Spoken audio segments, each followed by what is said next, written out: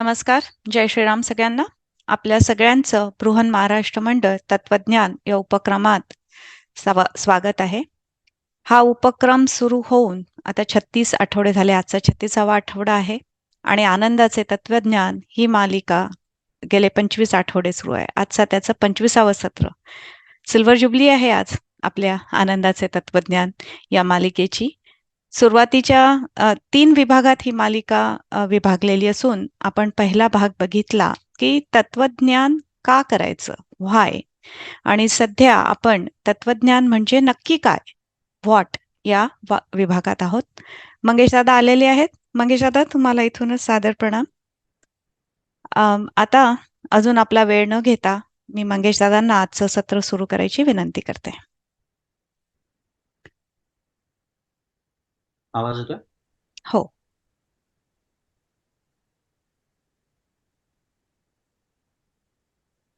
गलद्दानगण्डं मिलद्भृङ्गखण्डं चलच्चारुशुण्डं जगत्त्राणशौण्डं लसद्दन्तकाण्डं विपद्भङ्गचण्डं शिवप्रेमपिण्डं भजे वक्रतुण्डम्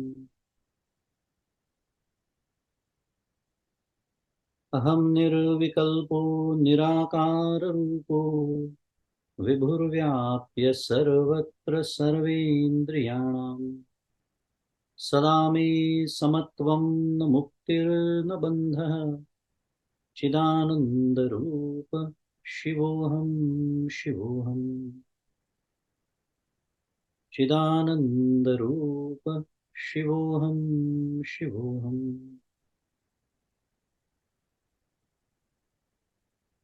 गुरुर्ब्रह्मा गुरुर्विष्णु गुरुर्देवो महेश्वरः गुरुर्साक्षात् परं ब्रह्म तस्मै श्रीगुरवे नमः। ब्रह्मानन्दं परमसुखदं केवलं ज्ञानमूर्तिं द्वन्द्वातीतं गगनसदृशं तत्त्वमस्यादिलक्ष्यम् एकं नित्यं विमलमचलं सर्वधी साक्षिभूतम् भावातीतं त्रिगुणरहितं सद्गुरुं तन्नमामि। श्री सद्गुरुनाथ महाराज की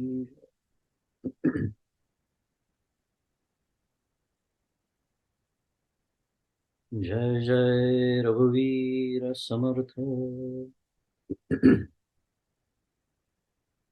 श्री राम जय राम जय जय राम। श्री राम जय राम जय जय राम। श्री राम जय राम जय जय राम। श्री राम जय राम जय जय राम। श्री राम जय राम जय जय राम। श्री जय जय राम।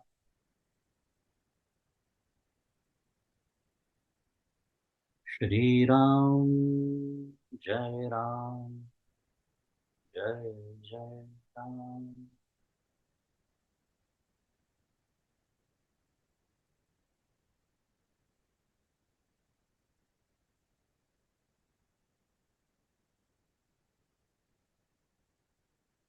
प्रभु श्री रामचंद्र भगवान की जय।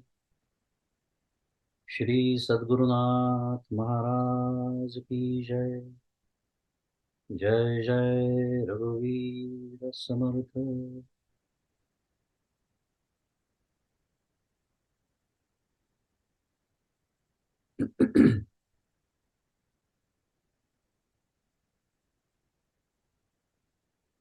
माझे सद्गुरू परमपूज्य डॉक्टर श्रीकृष्ण दत्तात्रय देशमुख उपाख्य डॉक्टर काका यांच्या श्रीचरणी शिरसाष्टांग वंदन करतो.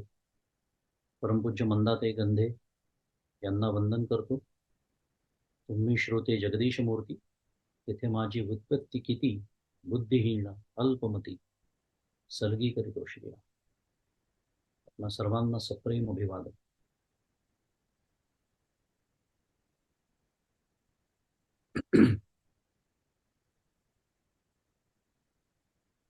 आनंदाचे तत्वज्ञान मालिका सुरू आहे. त्याची सिल्वर ज्युबिली असा शब्द वापरण्यात आला आता. थोडक्यामध्ये इतके दिवस सातत्याने आपलं परमार्थाचं तत्वज्ञानाचं श्रवण सुरू आहे. आपल्या सर्वांना ते आवडत आहे, त्याच्यातनं काहीतरी शिकायला मिळत आहे. आपण सातत्याने येत आहात, खूप आनंदाची गोष्ट आहे. नेहमीच ही भूमिका मांडत आलोय आणि ही माझी भूमिका नाही, माझ्या सद्गुरूंची भूमिका आहे आणि ते अतिशय योग्य आहे. हे काही पटायला फार शब्दांची गरज नाही की आपल्याला पांडित्यासाठी हा अभ्यास करायचा नाही, आपल्याला कुठे जाऊन काही सिद्ध करायचं नाही. तर मला स्वतःला जे माझं स्वरूप आहे असं वेदांत शास्त्र सांगतं, संत सांगतात, सद्गुरू सांगतात, माझं स्वरूप आहे ते आनंद स्वरूप आहे. त्याचा अनुभव मला घ्यायचा आहे, बस. एवढा एकच उद्देश, एकमेव उद्देश परमार्थाचा.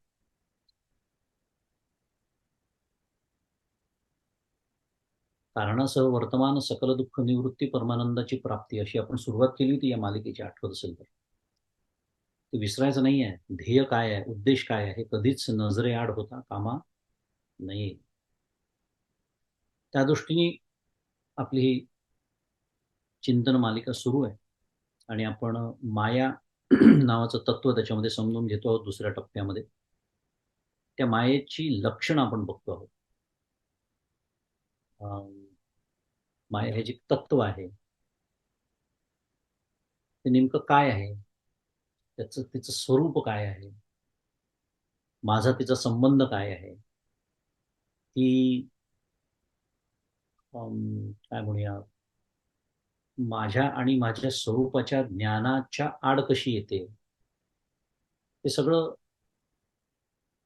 आपण समजून घेतो आहोत या लक्षणांच्या माध्यमातून. मागच्याला आपण अशी मांडणी केली होती की निरूपयितुमारब्धे निखिलैरपि पंडितैः अज्ञानं पुरतस्तेषां भाती कक्षासु कासुचित. ही हा पंचदशीतला जो श्लोक आहे त्याचा आपण विचार केला होता की जगातील ज्ञानाच्या सर्व शाखातील सर्व पंडित जरी एकत्र येऊन त्यांनी जगताच्या विचाराला सुरुवात केली आणि त्याचं स्पष्टीकरण देण्याचा प्रयत्न केला, तरी त्यांना थोडा विचार केल्यानंतर सुद्धा काही कळेन असं होतं. असा आपण मागच्याला विचार केला होता आणि त्याच्यासाठी आज त्याचे एक आधुनिक विज्ञान आपण ज्याला म्हणतो, त्याची जी मर्यादा, त्याच्यासाठी आपण एक किंवा त्यांचं या जगताचं जे स्पष्टीकरण आहे त्याच्यासाठी पार्टिकल फिजिक्समधला आपण मॉलिक्यूल, ॲटम, प्रोटॉन, न्यूट्रॉन, म्हणजे त्या ॲटम म्हणजे अणूच्या आतमध्ये सुद्धा जे न्यूक्लियस असतं आणि त्याच्यामध्ये जे सब ॲटमिक पार्टिकल्स असतात त्याला हायड्रॉन्स असं आपण शब्द मागच्याला शिकलो. त्याला हा सर्वसमावेशक शब्द आहे हायड्रॉन्स. हायड्रॉन्सचा अर्थ असा आहे की कंपोजिट सब ॲटमिक पार्टिकल्स, की जे मूलद्रव्य नव्हे तर काही मूलद्रव्य एकत्र येऊन तयार झालेले त्यांना हायड्रॉन्स म्हणतात. आणि हाफ इंटिजर स्पिन असलेले फर्मियॉन्स आणि इंटिजर स्पिन असलेले बोसॉन्स, असे दोन प्रकार आपण मागच्याला पाहिले. त्याच्यातही हे जे मूलद्रव्य एकत्र येणारं मूलद्रव्य कोणतं, तर ते त्याला क्वार्क असं म्हणतात, असं आपण पाहिलं. आणि हे विषम संख्येने जेव्हा एकत्र येतात, ऑड नंबर म्हणतात त्याला, त्याला बॅरियॉन्स असं म्हणतात. आणि समसंख्येने येतात त्याला मेसॉन्स म्हणतात. हे सगळं काय सांगितलं तर आपल्याला प्रोटॉन न्यूट्रॉन शाळेत आपण शिकलेलो आहोत. हे प्रोटॉन न्यूट्रॉन जे आहेत ते बॅरियॉन्स आहेत, कारण त्याच्यामध्ये विषम संख्येचे number of quarks come together to form proton and neutron. पण generally speaking they are called hadrons आणि they are again made up of quarks. थोडक्यामध्ये क्वार्क पर्यंत आज विज्ञानाची प्रगती झालेली आहे. यातले अनेक सब ॲटॉमिक पार्टिकल्स आहेत ज्याला आज विज्ञान मासलेस पार्टिकल असं म्हणतात. आणि ते एलिमेंटरी आहे असं निदान आज तरी आपल्याला ते सांगतायत. आपण ते श्रद्धेने स्वीकारूया, पण श्रद्धा हा आपल्या सर्वांचा स्वभाव आहे. तेव्हा आपण श्रद्धेने स्वीकारूया की असं आहे. पण मागच्याला आपण विचार हा केला होता की असं जरी असलं, इथपर्यंत जरी एक नेत्रदीपक अशी म्हणूया प्रगती मूलभूत विज्ञानाने केलेली असली आणि तंत्रविज्ञानाने तर अफाट प्रगती केली, अफाट, त्याबद्दल बोलण्याची काहीच गरज नाही. कारण त्या प्रगतीची फळ आपण सर्वजण सामान्य मनुष्य म्हणून सुद्धा चाखतो आहोतच. त्याचा विचार केला होता मागच्या वेळी. पण हे जे सूक्ष्म घटकांचं जग तयार झालं ते मुळात का झालं, कसं झालं? पुन्हा कसं म्हणलं की लगेच बिग बँगवाले सरसून पुढे येतात. पण they explain something came out of nothing. How can something come out of nothing? Doesn't make sense, right? पण that's the explanation we have so far today by the modern science. तर कसं झालं? कोणी केलं? कारण जेव्हा एखादी कृती तिथे असते तेव्हा कर्ता असला पाहिजे ना. मग तो कर्ता कोण होता जो या जगाच्या आधी पण होता? कारण तो जगाच्या आधी असला पाहिजे पुन्हा. कर्ता पहिले असतो मग कर्म असतं. बरं आता आपण क्वार्कपर्यंत आलो. क्वार्क तयार करण्यास क्वार्क वापरले. ठीक आहे. क्वार्क सब ॲटॉमिक पार्टिकल्स आपण जसं बोललो. उलट्या दिशेने गेलो तर क्वार्कपासून तुम्ही प्रोटॉन, न्यूट्रॉन, इलेक्ट्रॉनपासून ॲटम, मॉलिक्यूल आणि या सगळ्या जगाची निर्मिती. पण क्वार्क कुठून आणले? कोणी तयार केले क्वार्क्स? ते जिथून आणले तिथून कुठे आले? असा सगळा विचार आपण मागच्या वेळेला केला. थोडक्यामध्ये आपण काय बघतोय तर सतसत विलक्षण अनिर्वचनीय की कसं निश्चित वर्णन तिच्या बाबतीत करता येत नाही. हे तिचं लक्षण आपण बघतो आहोत. इत्यादी प्रश्नांची उत्तर कोणालाही देता येत नाही. आपल्या सर्वांचं श्रद्धास्थान असलेले आईन्स्टाईन. आईन्स्टाईनचं एक वाक्य खूप प्रसिद्ध आहे, बहुतेक मी या मालिकेत बोललो होतो एकदा की the most incredible thing isn't the existence of the universe but our knowledge or the experience of the universe, असं स्वतः आईन्स्टाईन म्हणतो. म्हणजे हे जग अस्तित्वात आहे is not the most incredible thing, पण आपल्याला त्याचा अनुभव येतोय त्याला कॉन्शियसनेस असं म्हणतात. Is the most incredible thing असं आईन्स्टाईन स्वतः म्हणतो. हा कॉन्शियसनेस काय आहे नाही त्याचा थांग पत्ता अजून विज्ञानाला. कारण प्युअर कॉन्शियसनेस तर सोडूनच द्या, अजून खूप दूरची गोष्ट झाली. पण कॉन्शियसनेस म्हटलं की त्यांना ते विथ माइंड असंच कळतं फक्त, विथ इंटलेक्ट. भेसळीचंच ज्ञान आज विज्ञानाला कळू शकतं. आपण मागच्या वेळेला डीएनए आणि जीन्सचा पण विचार केला की ते जीन्स कसं distinct segments of DNA are called genes. आणि जीन्स म्हणजे जणू काही त्या सूचना आहेत, ती सूचनावली आहे. There is a set of instructions की जे हे वेगवेगळे सेल्स तयार करतात, पेशी तयार करतात आपल्या शरीरामध्ये. आणि त्या त्या इन्स्ट्रक्शन सेटप्रमाणे मग ती पेशी एखादी प्रोटीनची असेल, एन्झाईमची असेल. पण हे कोणी केलं हे सगळं? ह्या इन्स्ट्रक्शन्स कोणी दिल्या? त्या बदलतात कशा? त्याचे म्युटेशन्स कसे होतात? का होतात? आज ह्युमन जिनोम डिकोडिंग झालेलं आहे पूर्ण. सगळ्यांना, आपल्या सगळ्यांना कल्पना आहे सगळी. मंगेश पण दादा, सॉरी इंटरप्ट करतीये, पण असा हे मेसेजेस येतात आहे की थोडासा व्हॉल्यूम वाढवा. व्हॉल्यूम वाढवण्याची माझ्याकडे तरी सोय नाही. तुमच्याचकडे स्पीकरचा व्हॉल्यूम वाढवता आला तर बघा, नाही मग नंतर रेकॉर्डिंग ऐकावं लागेल. तर ह्या ज्या इन्स्ट्रक्शन्स आहेत, मी थोडा समोर सरकलो, याच्या पलीकडे मी काही करू शकत नाही. ह्या ज्या इन्स्ट्रक्शन्स आहेत या कोणी दिल्या? त्या जीनमध्ये आलेल्या. कुठून आल्या त्या? तशाच इन्स्ट्रक्शन्स त्या जीनला का दिल्या? तो जीन त्याच प्रकारचं सेल कसा काय तयार करतो पेशी? काय उत्तर आहे? काहीच उत्तर नाही. हे सगळं आपण मागच्याला बघितलं होतं की हिची एक इंजिनिअरिंग, आपल्या मानवी शरीराची एक इंजिनिअरिंग ब्ल्यूप्रिंट असा शब्द आपण त्याला वापरला होता. ती ब्ल्यूप्रिंट आज विज्ञानाने समजून ते घेत आहेत. ती ब्ल्यूप्रिंट त्यांना कळते आहे. त्याच्याच आधारावर काही फार विस्मयकारी प्रयोग आज आपल्यासमोर शास्त्रज्ञ करतायत. उदाहरणार्थ तुम्ही ऐकलं असेल, आता नुकतीच बातमी आली होती की डुकराचं हृदय माणसाला बसवलं त्यांनी. Pig heart. ठीक आहे, त्यांचे पहिले 2 ऑपरेशन्स अयशस्वी झाले. दुसरं जास्त यशस्वी झालं पहिल्यापेक्षा. त्याच्यात ते बदल करतायत. का? कारण त्यांना तो इन्स्ट्रक्शन सेट आता कळलाय. पण हे सांगता येत नाहीये कोणाला की इन्स्ट्रक्शन सेट असाच का तयार झाला? कोणी तयार केला? नाही सांगता येत. सोडून देऊ, आपल्याला फार त्या विज्ञानाच्या प्रकरणात शिरायचं नाहीये. पण अनिर्वचनीय ती आहे हे समजायला फार काही अजून कुठल्याच तत्वज्ञानाची गरज नाही. तिच्या बाबतीत निश्चित वचन करताच येत नाही. म्हणून आपण ते सत विलक्षण, असत विलक्षण, अनिर्वचनीय, मिथ्या असं मागच्याला आपण ते लक्षण शिकलो. आणि आपण पुढच्या लक्षणाकडे वळलो. तो त्रैकालिक निषेधाची प्रतियोगी असं एक फार जबरदस्त नाव तुमच्यासमोर मी ठेवलं होतं. मुद्दाम शेवटच्या 2-3 मिनिटात ठेवलं, म्हणलं आता सोडून गेलीत लोक तरी हरकत नाही असं नाव आहे. पण सुदैवाने कोणी गेलं नाही. गमतीचा भाग. पण आपण त्याचा अर्थ समजून घेतला. आपण उलट्या दिशेने गेलो होतो. त्रैकालिक निषेधाची प्रतियोगी. आपण पहिले प्रतियोगी शब्द शिकलो. त्याला विरोधी, प्रतियोगी म्हणजे विरोधी, अपोजिट.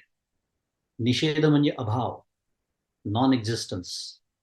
आणि त्रैकालिक म्हणजे तीनही काळामध्ये, म्हणजे तीनही काळात ज्याचा अभाव आहे, म्हणजे जे खरं नाहीच, साध्या भाषेत अगदी, तरी ते आहे असं दाखवणारी प्रतियोगी, त्याच्या विरोधी. आणि आपण शिंपलीवर भासणाऱ्या चांदीचा दृष्टांत घेतला होता की भास होण्याच्या आधी चांदी नाही, जेव्हा भास होतो आहे तेव्हा सुद्धा प्रत्यक्ष चांदी नाही, आणि भास संपल्यानंतर तर अर्थातच चांदी नाही. तरीही भासकाळी ती आहे असं वाटतं, नसून ती आहे असं वाटतं. म्हणजे ती नसण्याची प्रतियोगी आहे. तीनही काळामध्ये त्या चांदीचा अभावच आहे. त्रैकालिक निषेध आहे चांदीचा, पण जणू काही त्याचा भाव अस्तित्वात असल्याचा ती भ्रम निर्माण करते, म्हणून तिला त्रैकालिक निषेधाची प्रतियोगी, त्याच्या विरोधी म्हणून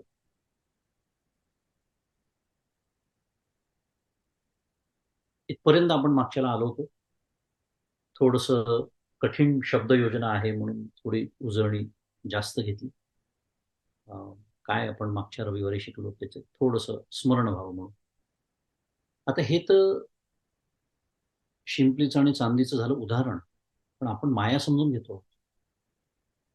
त्यामुळे या उदाहरणाप्रमाणे ब्रह्मतत्वावर कोणत्याही काळात अस्तित्व नसलेले जग पाहणाऱ्याला ते आहे असे भासते. म्हणजे तुम्हाला आम्हाला ते भासतं. त्याला शास्त्रीय शब्द अध्यास असा आहे. अध्यास म्हणजेच थोडक्यामध्ये मायेच्या भाषेत बोलायचं झालं तर माया ही तिन्ही काळात नसणाऱ्या जगाची प्रतियोगी आहे. बस एवढंच. हो म्हणायचं आणि पुढे जायचं, कारण तिन्ही काळात जग नाही, तिथेच तर वादाला सुरुवात आहे. मला तर येतोय जगाचा अनुभव. त्यामुळे सध्या श्रद्धेने स्वीकारायचं की तिन्ही काळात नसणाऱ्या जगाची प्रतियोगी आहे. श्रद्धेने का स्वीकारायचं? कारण मला अनुभव येण्याची त्याच्यात सोय आहे, म्हणून मला जेव्हा अनुभव येईल तेव्हा श्रद्धेचं काम संपलेलं असेल. आणि म्हणून या जगताला ब्रह्मतत्वावरचा विवर्त असं म्हणतात. विवर्त शब्द आता मी हळूहळू एक एक शब्द आणत जाणार आहे. मी जसं म्हणालो होतो मागच्या वेळेला, हळूहळू आपल्याला शिकत जायचं आहे ना. जसं आपण इंजिनिअरिंग, कोणी इंजिनियर आहेत आपल्यापैकी, कोणी वकील आहे, कोणी सिव्हिल इंजिनियर आहे, कोणी कॉम्प्युटर इंजिनियर आहे, कोणी मेडिकल आहे, कोणी फार्मा आहेत. आपण शिकलो की नाही? हजारो शब्द त्या क्षेत्रातले शिकलो आपण. परमपूज्य काकाही सांगतात त्यांचं उदाहरण. तेही डॉक्टर आहेत. काका म्हणतात मेडिकलमध्ये मी हजारो नवीन शब्द शिकलो. का शिकलो? पण ते शिकलो नसतो तर माझं शिक्षण पूर्ण झालं नसतं. शिक्षण नीट छान पूर्ण झालं नसतं तर नोकरी मिळाली नसती. नोकरी मिळाली नसती तर माझं स्थळ तयार झालं नसतं. स्थळ तयार झालं नसतं तर लग्न नीट झालं नसतं. त्यातनं पुढचं सगळं आयुष्याची घडीच सगळी बिघडली असती. म्हणजे थोडक्यात काय आहे, की सगळंच त्याच्यामुळे अडलेलं असल्यामुळे काय वाटेल ते झालं, तरी मी ते हजारो शब्द शिकलो. आपला विषय तो सुरू आहे.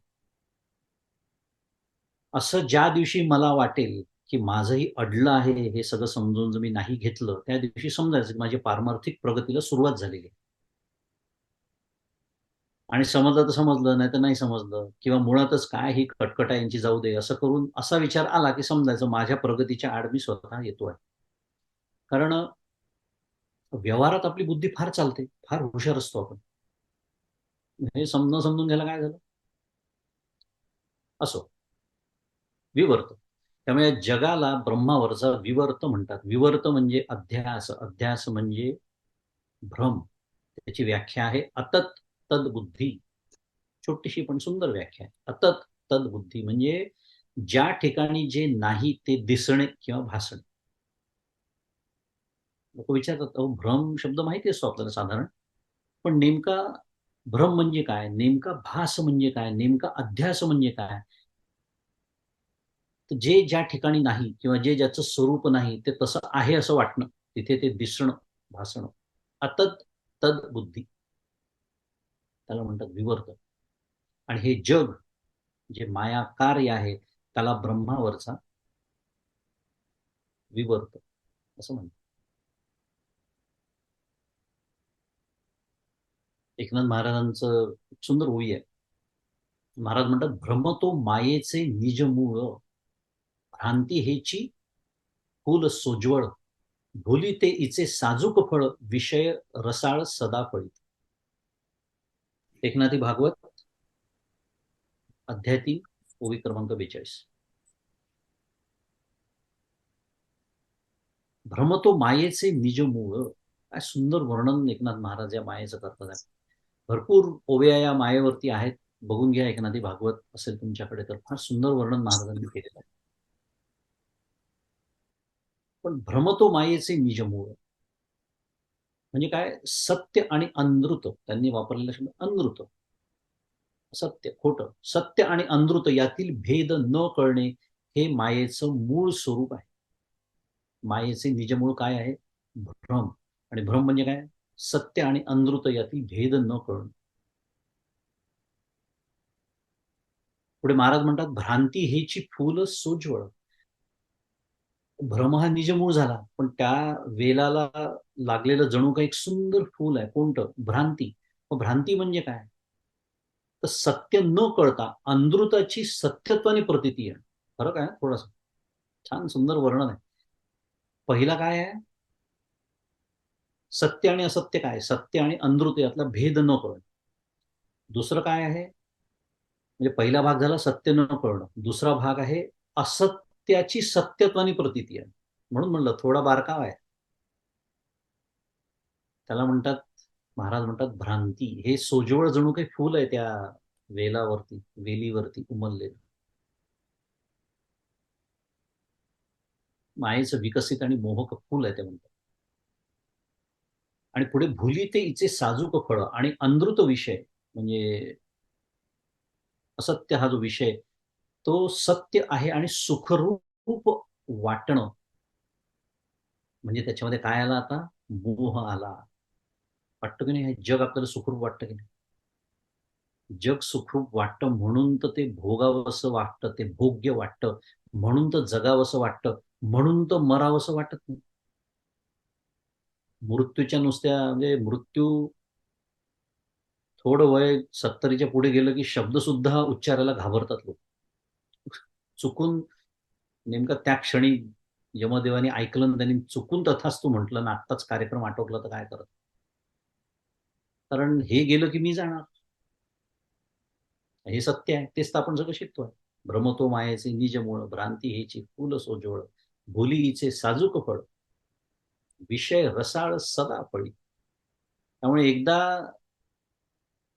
हे सत्य, हा अनृत विषय सत्य आहे आणि तो सुखरूप आहे असं वाटलं, एकदा तो चुकीचा निश्चय दृढ झाला की मग या माया वृक्षाचं साजूक ते जे जणू काही ते फळ आहे, फळ याचा अर्थ परिणाम. आपल्याला माहिती आहे फळ म्हणजे परिणाम.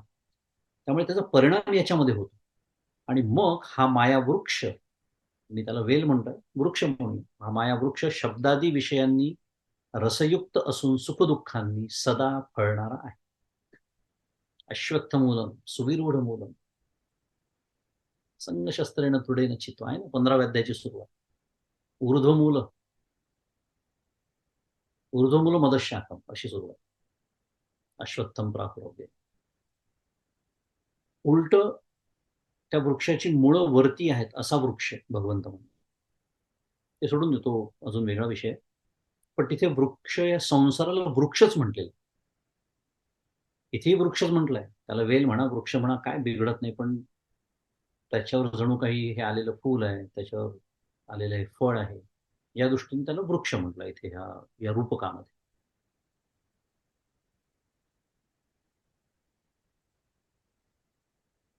एकातनं एक कशा गोष्टी निघत जातात पहा. पहिले सत्याचं अज्ञान, मग असत्य, मग त्या असत्याची सत्यत्वानी प्रतीती, आणि मग ते सत्यत्वानी प्रतीती आली की ते सुखरूप वाटणं, त्याच्यातनं मोह, मोहात मग आपलं आयुष्य आहेच. मग आपल्या आयुष्याचं काय म्हणूया, आपलं स्वतःचं आत्मचरित्र वाचावं. संतांची वाचतोच आपण, आपलं स्वतःचं आत्मचरित्र वाचावं, म्हणजे मग याचं सगळ्याचं याचं जे काही परिणाम, तो फळणारा जो माया वृक्ष, जो विषयांनी युक्त आहे, रसयुक्त, इतके वर्ष झाले आयुष्याचे, पण अजून बुद्धी नाहीच ठिकाणावरती येत. स्थलत्याग होता सवेची जाते असंच होतं. आनंदाचे तत्वज्ञान ऐकताना किंवा ज्ञानेश्वरीचा अभ्यास करताना, दासबोधाचा अभ्यास करताना, उपनिषदांचा अभ्यास करताना, तेव्हा सगळं पटतं. काय छान आहे, काय छान आहे, वा वा काय सुंदर आहे. ते बंद केलं, संसारात पाऊल ठेवलं की पुन्हा तो सत्यच आहे. या बुद्धीनीच आपला सगळा व्यवहार सुरू होतो. त्याचं कारण जे असत्य आहे ते मला सत्य वाटतं. याचं कारण जे सुखरूप मुळात नाही ते सुखरूप आहे, असा चुकीचा समज मी करून घेतो आणि विषयांच्या मागे धावत राहतो. कारण जेवढे विषय जास्त तेवढं सुख जास्त झालं आपला विचार करून त्याच्यावर. खूप आपण व्हाय या टप्प्यामध्ये त्याच्यावरती विचार केलेला आहे. त्याच्यासाठी पहिले व्हाय समजावून घेतलं, म्हणून आता व्हॉटमध्ये आपण आहोत. पण व्हाय भेटणारच आहे आपल्याला सातत्याने, स्वाभाविकच आहे. कारण उद्देश नजरेआड झाला पाहिजे, व्हायला नको. आपण आता प्रस्तावनेत तेच बोललो. अशी ही त्रैकालिक निषेधाची प्रतियोगी माया. त्याचं पुढचं लक्षण आहे प्रतिती मात्र सत्तावान. नवीन शब्द अजून एक. तर आपण ठरवलंय आता घाबरायचं नाही, आपल्याला समजून घ्यायचे शब्द, कारण आपलं अडलं पाहिजे याने, मी मगाशीच म्हणालो. आणि पुन्हा कशासाठी अडलं पाहिजे? पांडित्यासाठी नाही. मला यातनं काहीतरी शिकायचं आहे, साधक म्हणून मी काहीतरी घेण्यासाठी इथे बसलो आहे किंवा बसले आहे. हा जो वेळ तुम्ही इथे देता आहात, 1 तास, त्यात हे मिळायलाच हवं तुम्हाला. आज मला काय मिळालं त्याच्यावर उरलेला 1 आठवडा तुमचं स्वतःचं चिंतन असलं पाहिजे. काय शिकलो मी या रविवारी किंवा शिकले, त्याच्यावर तुमचं जोपर्यंत तुम्ही स्वतः चिंतन करणार नाही तोपर्यंत नुसत्या श्रवणाचा फारसा उपयोग होत नाही. सुरुवातीच्या काळात होतो, पण एक टप्पा असा येतो, point of diminishing return, economic concept माहिती असेल तर, तिथून फारसं मला ते काही देऊ शकत नाही. कारण बोललो असेल मी एखाद्या वेळेस की श्रवण म्हणजे अन्न ग्रहण करण्यासारखं आहे आणि चिंतन म्हणजे पचवणं, आणि फक्त पचलेलंच अन्न कामात येतं, खाल्लेलं अन्न नाही. त्यामुळे एक साधक म्हणून मला काय घ्यायचं आहे, कशी माझ्या वागण्यामध्ये मला दुरुस्ती करायची आहे, ह्याच्यासाठी आपण इथे बसलो आहोत. आणि त्याच्यासाठी समजून घ्यावं लागणार आहे, म्हणून प्रतिती मात्र सत्ता समजून घ्यायचं. फार काही कठीण नाही. त्रैकालिक निषेधाची प्रतियोगीपेक्षा नक्कीच सोपा आहे. प्रतिती मात्र, प्रतिती शब्द आपल्याला माहिती आहे. एखाद्या गोष्टीची मला प्रतिती आली म्हणतो की नाही आपण, प्रतिती आली म्हणजे काय? प्रचिती आली म्हणतो, प्रतीती पण म्हणतो, प्रचिती पण म्हणतो. अनुभव आला. मी प्रत्यक्ष एखाद्या गोष्टीचा अनुभव घेतला. मला ते मनापासून पटलं कारण मीच अनुभवलं. प्रतीती. आता प्रतीती मात्र सत्तावान म्हणजे जेवढा वेळ प्रतीती येते, म्हणजे जेवढा वेळ मला जगाचं ज्ञान होत असतं, तेवढाच वेळ तिची सत्ता असते. असा त्याचा अर्थ आहे. प्रतीती मात्र सत्तावान. जेवढा वेळ मला प्रतीती येते या जगाची, तेवढा वेळ त्याला सत्ता असते, तिला अस्तित्व असतं. जोपर्यंत मला या जगाचं ज्ञान होतंय, या जगाची प्रतीती येते आहे. पण ज्या क्षणी ज्ञान होणं बंद होतं, त्या क्षणी तिचं अस्तित्व संपतं. अनुभवाचा विषय आहे की नाही? रोज रात्री झोपेत काय होतं? ते जग असतं का झोपेमध्ये? जग असेल तर तुम्हाला झोप लागलेलीच नाही. स्वप्न सुद्धा नाही म्हणत आहे मी, सुषुप्ती, गाढ झोप. जग असतं का? नाही. तुमच्यासाठी जग नसतं. म्हणजे तिचं ज्ञान होणं बंद आहे जगाचं. जगाची प्रतीती बंद आहे.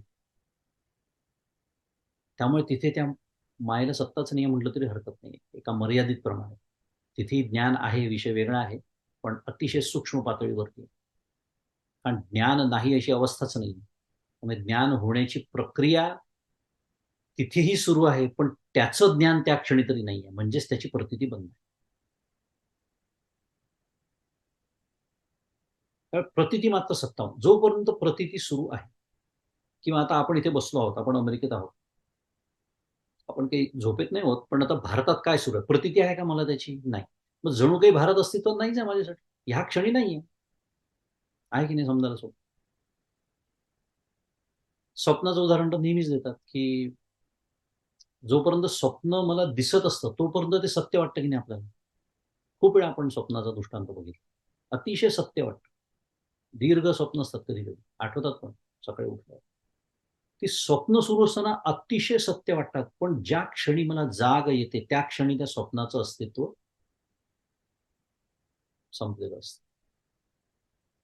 आज आपल्याला हे सगळं समजून घेणं कठीण का जात आहे? कारण अजून ज्ञानाची जाग नाही आलेली आहे. आपण स्वप्नातच स्वप्नाचे अर्थ लावण्याचा प्रयत्न करतो. तेही आपल्या बुद्धीने. म्हणून जे बोललं जातं, की आपल्या बुद्धीच्या गाढवावरती बसून या प्रांतात शिरू नये. कारण स्वप्नात स्वप्नाचा अर्थ लावण्यासारखा आहे. मग स्वप्नाचा अर्थ कोणी लावावा? ज्याला जाग आली आहे त्यांनी लावावा. आणि म्हणून ज्यांना ज्ञानाची जाग आलेली आहे, असे जे संत आहेत, असे जे सद्गुरू आहेत, त्यांना असे जे शास्त्रकार आहेत, त्यांना शरण जावं लागतं. त्यामुळे मी जोपर्यंत स्वप्न पाहतो आहे, तोपर्यंत स्वप्न सत्यच आहे. प्रतीती मात्र सत्तावान. जोपर्यंत स्वप्नाची मला प्रतीती येते, तोपर्यंत स्वप्न नावाच्या गोष्टीला सत्ता आहे. आता समजायला सोपं झालं. म्हणून तिला प्रतीती मात्र सत्तावान. जोपर्यंत तिची प्रतीती सुरू आहे. आता मी मगाशीच म्हणालो, की एक साधक म्हणून मला याच्यातनं शिकायचंय. आता ही व्याख्या मला कळली, त्याचा अर्थ कळला. पण एक साधक म्हणून मला काय शिकायचंय? काय दुरुस्ती करायची आहे माझ्या वागण्यामध्ये?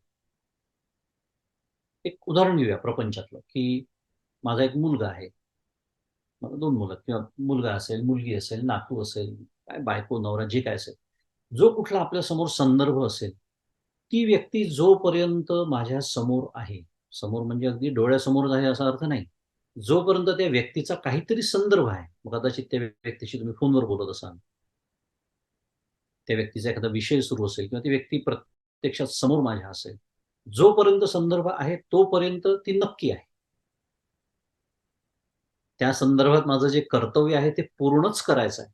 त्या मुलाच्या संदर्भात, त्या मुलीच्या संदर्भात, बायकोच्या, नवऱ्याच्या, आईच्या, वडिलांच्या, भावाच्या, बॉसच्या, ऑफिसमधला जो तुमचा असेल मालक. ही सगळी जी नाती आहेत ना, ती जोपर्यंत त्यांचा संदर्भ आहे, तोपर्यंत ती नक्की आहेत. त्यांच्या संदर्भात सगळी कर्तव्य पूर्ण करायची आहेत. पण इतर वेळेला ती नाहीत. तुम्हाला माहिती आहे, मुलगा जेव्हा कॉलेजला जातो ना डॉर्मला, त्यांनी तसं ठरवलेलं असतं, त्यांचा परमार्थाचा अभ्यास नसून. हुशार असतात मुलं. त्यांनी ठरवलेलं असतं. ते डॉर्मला गेले. आईबाप नाहीत. आईबापांची आठवण क्रेडिट कार्डचं बिल भरताना. आजकाल क्रेडिट कार्डचे दिवस आहेत म्हणून. पूर्वीच्या काळी पत्र लिहिल्यानंतर आईवडिलांची आठवण. परमपूज्य काकांनी सांगितलेला दृष्टांत आहे. त्यांच्या काळी ते पत्र लिहायचे. पत्रात सुरुवातीला असतं ना, सर्व काही सुखरूप, क्षेम, कुशल वगैरे. काका म्हणायचे की मी जे पत्र लिहायचो, माझ्या काकाला लिहायचो असं म्हणायचे ते. काकांनी त्यांच्या शिक्षणाचं शिक्षण केलेलं आहे. तर काकाला माहिती असायचं म्हणे, की या पत्रातलं काहीही खरं नाही. ते वाचायचे नाही. त्यातलं सगळ्यात काय सत्य असेल तर फक्त तो आकडा. एवढ्या खर्चाचे पैसे पाठवा शिक्षणासाठी. तसं या मुलांनी ठरवलेलं असतं. त्यांची पाठ वळली, की आई-बाप नसतातच त्यांच्यासाठी. पण आपल्या चित्तातून ते जात नाही. आणि मग काका म्हणतात, की विशेषतः अं, कदाचित अमेरिकेतली आजी-आजोबांची कथा असेल, पण भारतातल्या आजी-आजोबांची मी बघितलेली आहे, की फ्रीजवरती नातवंडांचे फोटो लावायचे असतात. कृष्णाचा फोटो तिथे नाही, रामाचा फोटो नाही. सकाळी उठल्या-उठल्या दर्शन कोणाचं? नातवाचं किंवा नातीचं. का? कारण ते जरी तिकडे असले, त्यांना जरी आपली आठवण नसली, तरी माझ्या चित्तात अखंड माझा नातू, माझी नात, माझा मुलगा, माझी मुलगी, माझी बायको, माझा नवरा, माझा भाऊ, माझी बहीण वगैरे, वगैरे. काय झालं? प्रतीती मात्र सत्ता माणसं.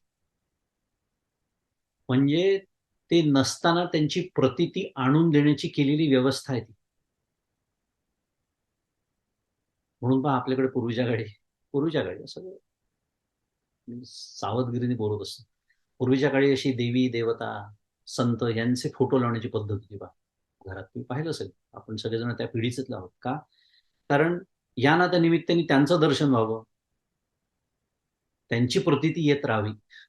म्हणजे सद्विचारांची प्रतीती येत राहावी, असा त्याच्यामागे उद्देश होता. आता मी माझाच मोठा फोटो लावतो घरात भिंतीवर. माझा फोटो मी चेहरा रोज आरशातही पाहतो. पण तो आरशातला मला आवडत नाही. म्हणून मग मी 10-15 वर्षापूर्वीचा जेव्हा छान दिसायचो, जो मला आवडतो, तो फोटो फ्रेम करून लावत असतो. कशाची प्रतीती येणार आहे? आपण काय शिकतोय? प्रतीती मात्र सत्तावान. व्याख्या कळली, त्याचं ॲप्लिकेशन व्यवहारात कसं करायचं. मुलाचा फोन आला, मुलगा नक्की आहे. मुलगा घरी आला, मुलगा नक्की आहे. त्याचं व्यवस्थित करायचंय सगळं छान. पण इतर वेळेला जेव्हा त्यांचा संदर्भ नाही, ते नाहीत. आणि त्याचं एक खूप सुंदर एक काय म्हणूया, उपाय म्हणा, निकष म्हणा, परमपूज्य काका समोर ठेवतात, की लहानपणी जेव्हा मूल खूप लहान असतं, पूर्णतः आई-वडिलांवर ते अवलंबून असतं, तेव्हा त्याचं सर्वतोपरी त्याची काळजी घेणं. नव्हे तोच बाळकृष्ण आहे, त्याला बाळकृष्ण रूपात बघणं, हेच कर्तव्य आहे आपलं. पण जशी-जशी तो ती मुलं मोठी होत जातात आणि त्यांची माझ्याबद्दलची गरज कमी व्हायला लागते, तशी माझी त्यांच्याबद्दलची गरज कमी होणं म्हणजे परमार्थ आहे. आणि हे जेव्हा होत नाही, तेव्हा समोर कोणी असो, नसो, त्यांचा संदर्भ असो, नसो, अखंड चिंतन, अखंड व्यक्ती, वस्तू, घटना, परिस्थिती.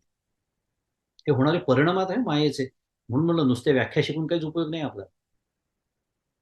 तिच्या या लक्षणांच्या तडाख्यात मी कसं सापडतो हे मला शिकायचं आहे. तेव्हा कुठे मला दुरुस्ती करता येणार आहे माझ्या वागण्यात.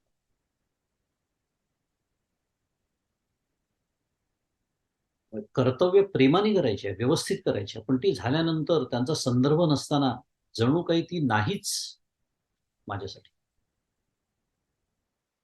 हे तत्व समजावून घेऊन, विषयातील आसक्ती काढून घेऊन, त्याला अनासक्त वृत्ती म्हणतात. गाडी शेवटी तिथेच येणार आहे. फिरून तुम्ही कुठूनही या, तुम्हाला यावं वैराग्यावरच लागतं. फक्त वैराग्य का?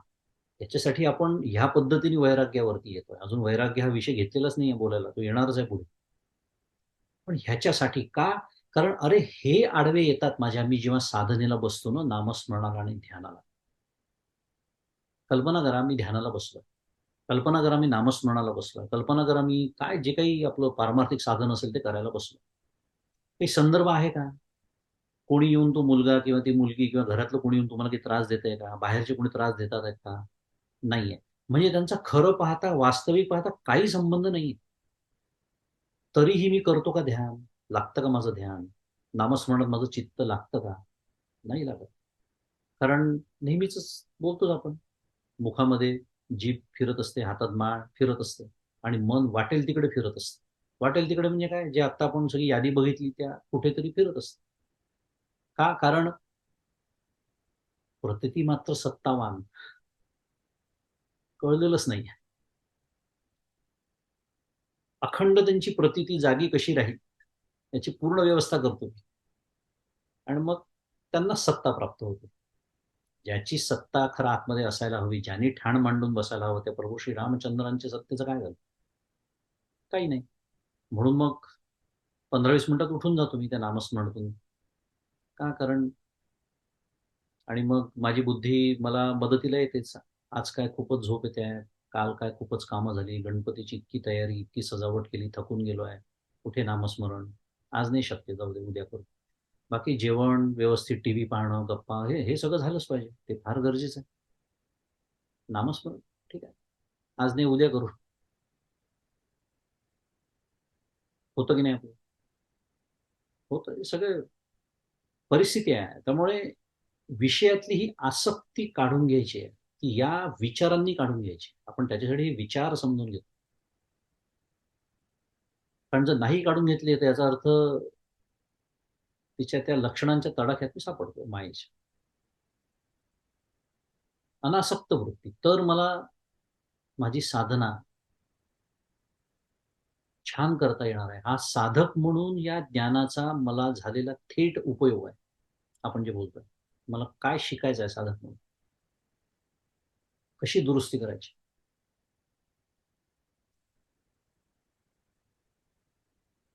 प्रतीती मात्र सत्तावा. तोपर्यंतच आहे प्रतीती आणि आपण विशेषतः आपण तर प्रापंचिक लोक आहोत. आपण काही कोणी संन्यास घेतलेला नाहीये. आपण कुठे गुहेत जाऊन बसलेलो नाहीये. त्यामुळे आपल्याला संदर्भ राहणारच आहे. आपल्याला प्रापंचिक कर्तव्य आहेत. काही जणांना कमी असतील, काही जणांना अधिक असतील. ज्यांना कमी आहे ते खरं भाग्यवान आहे. मी नेहमी सांगतो. जे सेवानिवृत्त लोक आहेत, ज्यांना खरं काहीच आता प्रापंचिक जबाबदाऱ्या नाही. अप्रतिम काळ आहे त्यांच्यासाठी आयुष्यामध्ये. अप्रतिम. या विषयाशिवाय आता या चिंतनाशिवाय दुसरं आता डोक्यामध्ये दुसरा कुठला विचारच नको खरा. विषयच नको. पण नाही काय थोडंफार आपण कुठेतरी हातपाय मारतो अर्धा पाऊण तास आणि उरलेला पूर्ण दिवस या वयात सुद्धा कुठल्याही जबाबदाऱ्या नसताना, प्रापंचिक कर्तव्य उरलेली नसताना, उगाच आपलं काहीतरी टीव्ही पाहत बसा, टीव्ही सिरियल पहा, इंटरनेटवर टाइमपास करा, YouTubeवर व्हिडिओज बघा. अशा पद्धतीने आयुष्य घालवतो. पण त्या मायेच्या प्रवाहात वाहत चाललोय आपल्या लक्षात येतं. प्रतीती मात्र सत्तावन्न. तिचं पुढचं लक्षण आहे स्वाश्रया. 5वं लक्षण आहे स्वाश्रया. स्वाश्रया म्हणजे काय? तर ती माया जी आहे ती स्वच्या आश्रयाने राहते. म्हणजे थोडक्यामध्ये तिला स्वतंत्र अस्तित्व नाही. माया नावाचं स्वतंत्र काय म्हणूया तत्व नाही. इथेच बाकीचे जे शास्त्रकार आहेत, सांख्य तत्वज्ञान आणि उत्तर मीमांसा इथून फरक पडायला सुरुवात होते. किंवा इतर काही तत्व इतर जी काही दर्शनशास्त्र आहेत. कारण ते मायेला स्वतंत्र अस्तित्व देतात. उपनिषद, वेदांत, आज शंकराचार्य ते द्यायला तयार नाहीत. व्यास मुनी ज्यांनी ब्रह्मसूत्र लिहिली ते द्यायला तयार नाहीत. त्याला उत्तर मीमांसा शास्त्र असं म्हणतात. ती स्वच्या आश्रयाने राहते. स्व म्हणजे काय? स्व म्हणजे ब्रह्म. स्व म्हणजे आत्मा. तर तिला स्वतःला स्वतंत्र अस्तित्व नाही. ही माया नेहमी ब्रह्माच्या अधिष्ठानावरच राहू शकते. अगदी शास्त्रीय भाषेने. आणि एक हे कसं तर्कशुद्ध आहे तुम्हाला सांगतो. आपण भ्रमाबद्दल बोललो. आपण भ्रमाची अनेक उदाहरणं पाहिली. त्यातच पाहिलेलं उदाहरण म्हणजे ते शिंपली आणि त्याच्यावर मला झालेला चांदीचा भ्रम. पाहिलं की नाही आपण ते उदाहरण? ते भ्रम होण्यासाठी नेहमी अधिष्ठान लागतं. कारण कल्पित पदार्थास आश्रय अवश्य असावा लागतो. पण माया ही कल्पित आहे, भ्रम कल्पित असतो, म्हणून त्याला भ्रम म्हणतात. त्यामुळे कल्पित पदार्थास आश्रय अवश्य असावा लागतो. माया कल्पित आहे, प्रतीती मात्र सत्तावान आहे. आत्ताच आपण सगळं वर्णन ऐकलं. म्हणून त्यास आश्रय असलाच पाहिजे. उदाहरण, जेव्हा आता मृगजळाचं आपण नेहमीच उदाहरण देतो. मला मृगजळाचा आपल्याला भास होतो, भ्रम होतो. आपल्या काय म्हणूया, आपल्या अनुभवातले विषय बघूया, म्हणजे समजायला सोपंच आहे. मृगजळाचा आपल्याला जेव्हा भास होतो किंवा भ्रम होतो, तेव्हा त्या मृगजळासाठी ती माळरान, ती कोरडी किंवा उखर जमीन आणि ते प्रखर ऊन याचं अधिष्ठान असलंच पाहिजे. समजायला सोपं आहे, त्याशिवाय ते भ्रमच होणार नाही, मृगजळाचा तिथे भासच होणार नाही. मला जेव्हा सर्पाचा भास होतो, तेव्हा तिथे रज्जूचं अधिष्ठान असलंच पाहिजे. तिथे जर दोरीच पडलेली नसती तर सर्पाचा भास झाला असता का? म्हणजे रज्जूचं अधिष्ठान तिथे नसतं तर सर्पाचा भास झाला असता का? नाही. मी समुद्रकिनाऱ्यावरती फिरायला गेल्यानंतर तिथे शिंपलीच पडलेली नसती तर मला चांदीचा भास झाला असता का? आता समजायला सोपं झालं. म्हणजे अधिष्ठान असलंच पाहिजे, त्याच्याशिवाय भास किंवा भ्रम हे शक्य नाही, हे आपण बघतो. म्हणजे आपण काय पाहतो, तर ती स्वाश्रय आहे, म्हणजे ती स्वच्या आश्रयाने राहते. म्हणजे कारण माया म्हणजे माया कल्पित आहे, माया भ्रम आहे, माया अध्यास आहे. हे एकदा कळल्यानंतर जसं व्यवहारामध्ये सुद्धा त्या भ्रमाला एक अधिष्ठान लागतं, तसं या मायेला अधिष्ठान लागणारच. ज्या अर्थी मला हे सगळं जग दिसतंय, आचार्य त्याच दृष्टीने म्हणतात, अध्यारोपित नाम रूप कर्म द्वारेण ब्रह्म निर्दिश्यते.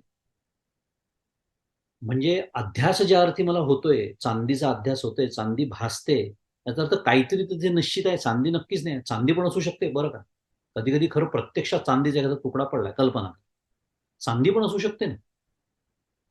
पण आपण इथे चांदी नाही आहे गृहीत धरून बोलतोय. तोही एक काय म्हणूया, पॉसिबल सिनॅरिओ शक्य आहे. त्याचा वेगळा विचार आपण करणार आहोत. दोन प्रकारचे भ्रम असतात तर, एक संवादी आणि एक विसंवादी. म्हणून जाऊ दे, विषय वेगळा होऊन जाईल तो. पण आपण ज्याला सद्गुरू म्हणतो, शास्त्र म्हणतो, संत म्हणतो, ही मायेच्याच प्रांतातली आहे. मग तेही खरं ब्रह्म व्याख्येप्रमाणे ते झाले की नाही. भ्रमाचे उदाहरणं पंचायत कशी होते ते सांगतो मी तुम्हाला. हो, पण तिथे प्रत्यक्ष चांदी पडली आणि चांदीचा भास होणं आणि शिंपली पडली आणि चांदीचा भास होणं, ह्याच्यातला जो फरक आहे तसा आहे. होय, हे मायेच्याच प्रांतातले आहे, पण हे संवादी आहेत. का? कारण हे मायेच्या पलीकडे मला घेऊन जाणार. नाही म्हणता म्हणता मी थोडंसं स्पष्टीकरण दिलंच त्याचं, पण तिकडे आता आपल्याला नाही जायचं. चांदीचा भ्रम होतो म्हणजे शिंपलीचं अधिष्ठान असलंच पाहिजे. सर्पाचा भ्रम होतो म्हणजे रज्जूचं अधिष्ठान असलंच पाहिजे. मला झाडाच्या खोडावरती माणसाचा भास होतो म्हणजे झाडाचं खोड असलंच पाहिजे. अधिष्ठान असल्याशिवाय भ्रम होऊ शकत नाही, अध्यास होऊ शकत. आणि याच्यामध्ये एक सुंदर मार्मिकता आहे, ती तुम्हाला सांगतो. अशाच मार्मिकता शिकत जायची, याला अभ्यास असं म्हणतात. मार्मिकता अशी आहे, हा भ्रम कधी होतो? अधिष्ठानाच्या अज्ञानाने होतो. ही मार्मिकता सुटून जाते आपल्या ह्याच्यातून. खरं सांगणं तेच सुरू आहे. त्या शिल्पी जी पडलेली आहे, ती शिंपली जी पडलेली आहे, तिचं अज्ञान आहे म्हणून चांदीचा भ्रम. ती रज्जू पडलेली आहे, तिचं अज्ञान आहे म्हणून सर्पाचा भ्रम. ते झाडाच्या खोडाचं अज्ञान आहे म्हणून माणसाचा भ्रम. जमिनीचं ज्ञान नाहीये म्हणून मृगजळाचा भ्रम आहे. म्हणजे अधिष्ठानाच्या अज्ञान आहे म्हणून भ्रम आहे. आता हे लावा इकडे. झालंय का मला ब्रह्मज्ञान? भ्रम होणारच आहे. काय चालू आहे? त्याच्यातच तर चाललंय. 60-70 वर्षाचं आयुष्य त्याच्यातच गेलं माझं आत्तापर्यंत. पण अधिष्ठानाचं ज्ञानच नाही. पण एवढं तर निश्चित कळतं की नाही, की ज्या अर्थी भ्रम आहे त्या अर्थी तिथे अधिष्ठान असलं पाहिजे. एवढं तर निश्चित कळतं आपल्याला आत्ताच्या बुद्धीच्या पातळीवर. अध्यारोपित नाम रूप कर्म द्वारेण ब्रह्म निर्देश. नाम रूप कर्म भ्रम निर्देश कशाचा होतोय? ब्रह्माचा. कारण अध्यास आहे. अध्यास आहे म्हणजे अधिष्ठान असलं पाहिजे. स्वाश्रया. ती स्वच्या आश्रयाने राहते. तिला स्वतःचं असं स्वतंत्र अस्तित्व नाही. आता अमृतानुभव सुंदर ग्रंथ आहे. माऊलींचा आपल्याला माहिती आहे. त्यातली मांडणी थोडीशी अजून वेगळी आहे. तिकडे नको आत्ता जायला. तिथे प्रकृती, पुरुष, शिवशक्ती अशी भाषा. ते दोन्ही एकच आहे असं सांगतात. ते पण सत्य आहे. एका दृष्टीने त्याच्याकडे बघितलं की तेही सत्य आहे. सत्य म्हणजे मी कोणाप्रमाणे करणारा ज्ञानेश्वर महाराज म्हणतात. पण आत्ताच्या आपल्या दृष्टिकोन आपण वेगळ्या दृष्टिकोनातून त्याच्याकडे पाहतोय. म्हणून मी म्हणालो की तोही दृष्टिकोन योग्य आहे. आपण बघूया त्याचं. पुढे स्वनिर्वाहक. 6वं तिचं एक लक्षण आहे. एक सुंदर सुंदर लक्षण आहे. आपल्याला शिकत जायचं आहे. स्वनिर्वाहक. स्वचा अर्थ आपण आत्ताच शिकलो. काय शिकलो स्वचा अर्थ? स्व म्हणजे ब्रह्म. स्व म्हणजे आत्मा असं आपण आत्ताच बघितलं. कारण स्वाश्रया, स्वच्या आश्रयाने ती राहते असं आपण शिकलो. मग आता आपल्यासमोर जे नवीन लक्षण तिचं येत आहे ते स्वनिर्वाहक. म्हणजे स्व म्हणजे ब्रह्म किंवा आत्मा. या ब्रह्मतत्वाचा ती निर्वाह करते म्हणून तिला स्वनिर्वाहक असं म्हणतात. म्हणजे काय? म्हणजे जणू काही ब्रह्म नावाचं तत्व जे आहे, तिचं जे त्या तत्वाचं जे अस्तित्व आहे, ते जणू काही हिच्याचमुळे आहे अशा थाटामध्ये ती असते. स्वनिर्वाह. निर्वाह शब्द तरी थोडा समजून घ्यायला कठीण जात झाले. उदाहरण तुम्हाला सांगतो. आपल्याला भारतात आपण घेतलेले अनुभव आहेत इथे कधी-कधी येतात. सरकारी कार्यालयात आपण जातो. तिथे पहिला आपल्याला ज्या प्राण्याची भेट होते त्याला बाबू असं म्हणतात. सरकारी बाबू. आपण सगळ्यांनी त्याचा अनुभव घेतलेला आहे. तिथे त्या कार्यालयात काम करणारा जो नोकर असतो, तो बाबू म्हणतात त्याला, नोकर म्हणतात. त्या वेगवेगळी नावं असतात. तो बाबू जणू काही मी साहेब आहे अशा थाटात वावरत असतो की नाही? आपण घेतले आहेत अनुभव. बाबू किंवा तो नोकर म्हणजे साहेब नव्हे. पण तो त्या थाटात का वागू शकतो माहिती आहे? कारण आपल्याला त्याचेच पाय धरावे लागतात जर आपल्याला साहेबाची भेट हवी असेल. कारण शुद्ध मराठीत साहेबाला ॲक्सेस त्यालाच आहे फक्त. तोच आतमध्ये जाऊ शकतो केबिनमध्ये. तोच साहेब फाईल उघडू शकतो. तोच त्यांचं वेळापत्रक पाहू शकतो. टाईम टेबल म्हणतो आपण त्याला शुद्ध मराठीत किंवा स्केड्यूल म्हणतो. अजून एक मराठी शब्द शिकलो आपण इथे या देशात. तिकडे शिकलो त्याला शेड्यूल म्हणायचो. आपण इथे स्केड्यूल शिकलो आता. तर वेळापत्रक. त्यामुळे आपली फाईल त्या साहेबाच्या टेबलवर कशी जाईल, तो ती बघेल का? केव्हा बघेल? किंवा त्या साहेबाची भेट होण्याची शक्यता कधी आहे? त्याची वेळ कधी मिळेल? ह्या सगळ्यासाठी आपल्याला त्या बाबूचे पाय धरावे लागतात, सरकारी बाबूचे. हे त्याला माहीत असतं आणि म्हणून तो जणू काही तोच साहेब आहे अशा थाटामध्ये त्याचा व्यवहार सगळा चालू असतो. आपण अगदी तिथे दीन होतो त्याच्यासमोर. अगदी हिडीस-फिडीस करतो तो आपल्याला काय जणू काही आपण कोणी नाहीच. आपण कितीही मोठे असा तुम्ही बाहेर, पण तिथे त्याचे पाय धरावे. म्हणजे थोडक्यात आपल्या दृष्टीने तो सरकारी बाबू त्या साहेबाचा निर्वाह करतो. करतो की नाही? आता आलं लक्षात स्वनिर्वाह.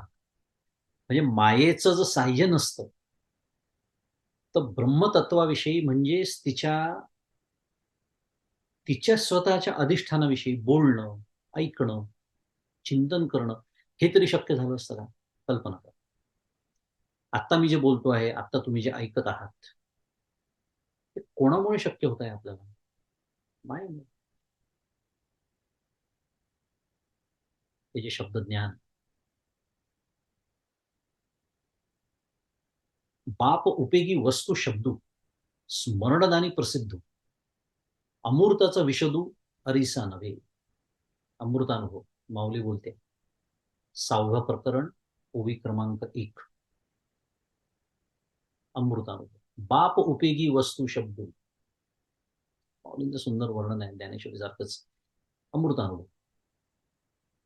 जगातील सर्व ज्ञानाचा बाप असलेला शब्द. माऊलींचे शब्द पहा कसे आहेत. आपल्याला जे काही ज्ञान होतं ते शब्दाने होतं की नाही? कल्पना करा. वाचून होतं, ऐकून होतं, विचार करून होतं. विचारही आपण करतो. कशात करतो? शब्दातच करतो. शब्दाचा संबंधाशिवाय ज्ञानाचं कठीणच आपल्याला कल्पना करेल. त्यामुळे बाप उपयोगी वस्तू शब्द म्हणताय माऊली, की जगातील सर्व ज्ञानाचा असलेला बाप असलेला तो शब्द ही एक अत्यंत उपयोगी वस्तू किंवा तत्व आहे. बाप उपयोगी वस्तू शब्द. कारण या शब्द तत्वामुळे या माया प्रांतातल्या अर्थाचं ज्ञान होत आहे. आता ह्या क्षणी तुम्हाला जे काही ज्ञान होत आहे ते कशामुळे होत आहे? शब्दामुळे होत आहे. शब्द कुठले आहेत? मायेच्या प्रांतात. पण शब्दाचे दोन प्रकार आहेत. एक एक लौकिक प्रकार असतो, व्यावहारिक म्हणतो आपण. जसं आता आता मी गाय शब्द उच्चारला. आपल्यासमोर आता इथे गाय नाही नक्कीच कोणाच्या. पण गाय म्हटल्यावर आपल्याला गायीचं ज्ञान लगेच होतं, कारण आपण गाय बघितलेली आहे, तिचा अनुभव घेतलेला आहे. घोडा किंवा माझ्यासमोर फोन आहे इथे, लॅपटॉप आहे. हे सगळं म्हटलं की हे अर्थबोधक शब्द असतात, लौकिक शब्द. पण काही शब्द असे जे असतात जे अतींद्रिय विषयाचं किंवा अदृष्ट कार्यकारण भावाचं, की अदृष्ट म्हणजे जे दृष्ट नाहीये, डोळ्यांनी दिसत नाही, कार्यकारण भाव त्याचा दाखवता येत नाही. आज आपल्या प्रारब्ध नावाच्या शास्त्राचा तर फार मोठा आधार आहे हा. आज माझ्या आयुष्यात काही घटना घडतात आहेत, त्याचं स्पष्टीकरण या आयुष्याचा विचार करून देता येत नाही. ते कार्यकारण भाव आधीच्या जन्मापर्यंत जातं. आधीच्या जन्मात केलेली संचित जी कर्म आहे, ती आता फलदायी होतं. अदृष्ट कार्यकारण किंवा भावी हित काय आहे? माझं भावी काय केल्याने माझं हित आहे, काय केल्याने माझं अहित आहे, याचं बोध करून देणारे जे शब्द, त्यांना अलौकिक शब्द म्हणतात. म्हणून मी दोन प्रकार, लौकिक, अलौकिक, आणि त्यालाच वेद असं म्हणतात. आणि हे प्रसिद्ध वेद शब्दांच्या माध्यमातून आपल्याला ज्ञान करून देतात. महावाक्य जनित ज्ञान म्हणजे महावाक्य जी माहिती आहे आपल्याला उपनिषदांची, वेदांची. तत्वमसी उदाहरणार्थ, प्रज्ञानम ब्रह्म, अयमात्मा ब्रह्म, हे जी महावाक्य आहेत, त्याचं पहिले आपल्याला परोक्ष ज्ञान होतं, म्हणजे शब्दांनी ज्ञान होतं, आणि नंतर अपरोक्ष पद्धतीने ब्रह्मतत्वाचं काय करून देतात, हे शब्द आपल्याला स्मरण करून देतात. म्हणून स्मरणदानी प्रसिद्धू, हे प्रसिद्ध जे वेद आहेत ते या ब्रह्मतत्वाचं, जे इंद्रिय गोचर नाही म्हणून अलौकिक, म्हणून मगाशीची व्याख्या लौकिक आणि अलौकिक, हे ज्ञान करून देतात. आणि त्यामुळे माऊली असं म्हणते की हा जो शब्द आहे तो अमूर्त निराकार ब्रह्मवस्तूला दाखवणारा, कुठलेही दोष नसलेला, कुठली भ्रम प्रमादादी दोष नसलेला, असा दोषरहित स्वच्छ आरसा नव्हे काय, अमूर्ताचा विषदू हरिसा नव्हे. माऊली प्रश्न विचार. कल्पना करा, आपण स्वप्नात आहोत, मगाशी मी वर्णन केलं. त्यामुळे आपण स्वप्नाचे अर्थ नाही लावू शकणार. मग स्वप्नाचे अर्थ कोणी लावावे? ज्यांना जाग आलेली आहे, ज्यांना ज्ञानाची जाग आलेली आहे. मग त्यांच्याकडनं आपल्याला ज्ञान कसं मिळणार? शब्दातून मिळणार. ते शब्द कुठे आहेत? वेदांमध्ये आहेत, उपनिषदांमध्ये. आणि त्यांना जाग आलेली असल्यामुळे ज्ञानाची, त्यांच्या बुद्धीमध्ये जे माझ्या बुद्धीत दोष आहे कारण मी स्वप्न बघतो आहे, ते त्यांच्या बुद्धीत नाही. त्याला एक शब्द आहे जो आता आणतो मी, कदाचित आणला असेल या प्रवचन मालिकेत, त्याला ऋतंभरा प्रज्ञा असं म्हणतात. त्याचं स्पष्टीकरण नंतर कधीतरी बघू. मानवी बुद्धीतली कुठलेही दोष नसलेली जी बुद्धी, त्याला ऋतंभरा प्रज्ञा म्हणतात. त्याच्यातून आलेलं हे ज्ञान उपनिषदातलं, म्हणून तो अतिशय दोषरहित स्वच्छ, जणू काही आरसाच नाहीये का, कारण अमूर्त निराकार आहे, अशा त्या तत्वाचं मला ज्ञान करून द्या. माऊली म्हणते अमृतानुभव. म्हणजे एका दृष्टीने या शब्दरूपी ही जी माया आहे ती ब्रह्माचा काय करते आहे? निर्वाह करते आहे. म्हणून तिला काय म्हणायचं? स्वनिर्वाहक. म्हणून तर त्या मायेचे आभार. पुन्हा स्मरण एकदा समर्थांनी का मानलं त्यासाठी. असो, 6 लक्षणं पाहिली आपण, इथे थांबू, आपली वेळ झालेली आहे. आणि उरलेली अजून एक 3-4 लक्षणं आहेत, त्यातली 2 तर फार महत्वाची आहेत आपल्यासाठी साधक म्हणून. त्यांचा पुढच्याला विचार करू. आणि आजचं हे चिंतन पुष्प सद्गुरूंच्या चरणी अर्पण करू. श्री सद्गुरुनाथ महाराज की जय. जय जय रघुवीर समर्थ.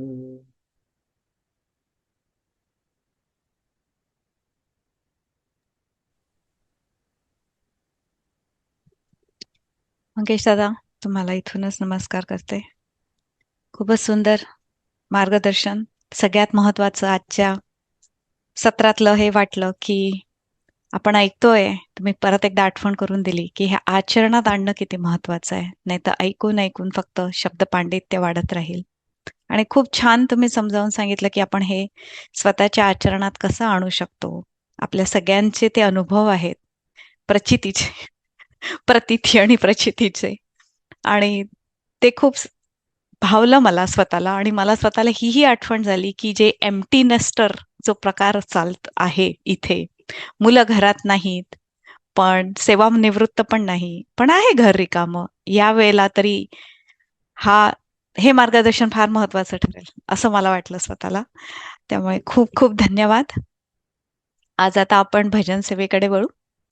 आजची भजन सेवा द्यायला आपल्यामध्ये उपस्थित आहेत सौ मृदुल देशपांडे. सौ मृदुल देशपांडे या बे एरियाच्या रहिवासी असून यांनी आधीही आपल्याला आपल्या या उपक्रमामध्ये भजन सेवा दिलेली आहे. आज सौ मृदुल देशपांडे या शंकराचार्य विरचित शंकर स्तोत्रम शिवोहम शिवोहम या शिवस्तोत्रावर आधारित पंडित श्री श्री रविशंकर यांनी स्वरबद्ध केलेलं नवीन भजन स्लॅश आपण काय म्हणू शकतो भक्तिगीत ऐकणार आहोत. तर मृदुल, तयार आहेस? जय श्रीराम. आवाज येतोय माझा?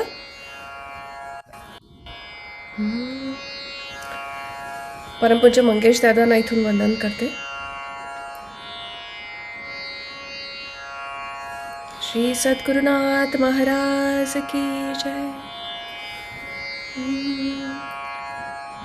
शिवोहम शिवोहम शिव स्वरूपम शिवोहम शिवोहम शिव स्वरूपम नित्योहम शुद्धोहम बुद्धोहम मुक्तोहम शिवोहम शिवोहम शिव स्वरूपम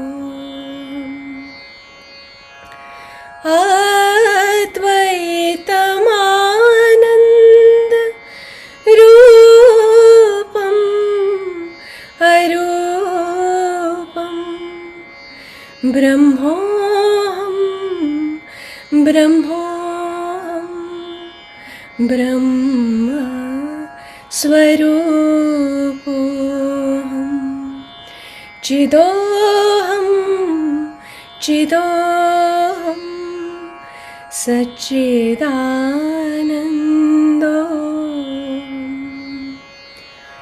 अमर आत्मा सच्चिदानंद है हम. शिवोहम शिवोहम शिवोहम शिवोहम अखिल विश्व का जो परमात्मा है सभी प्राणियों का वही आत्मा है. वही आत्मा सच्चिदानंद मैं हूँ. शिवोहम शिवोहम शिवोऽहं शिवोऽहम् जिसे शस्त्र काटे नागनी जलाए, गलाए न पानी न मृत्यु मिटाए, वही आत्मा सच्चिदानंद मैं हूँ। शिवोऽहं शिवोऽहं शिवोऽहं शिवोऽहम् यही ज्ञान अर्जुन को हरि ने सुनाया, यही ज्ञान वेदों में ऋषियों ने पाया, यही आत्मा सच्चिदानंद मैं हूँ। शिवोऽहं शिवोऽहं शिवोऽहं शिवोऽहम् जो व्यापक है कण कण में, है वास जिसका, नहीं तीनों कालों में है नाश जिसका, वही आत्मा सच्चिदानंद मैं हूँ। शिवोऽहं शिवोऽहं शिवोऽहं शिवोऽहम् है तारों सितारों में प्रकाश जिसका, है चाँद और सूरज में आभास जिसका, वही आत्मा सच्चिदानंद मैं हूँ। शिवोऽहं शिवोऽहं शिवोऽहं शिवोऽहम् अमर आत्मा है मरणशील काया, सभी प्राणियों के जो भीतर समाया, वही आत्मा सच्चिदानंद मैं हूँ। शिवोऽहं शिवोऽहं शिवोऽहं शिवोऽहं शिवोऽहं शिवोऽहं शिवोऽहं शिवोऽहम्।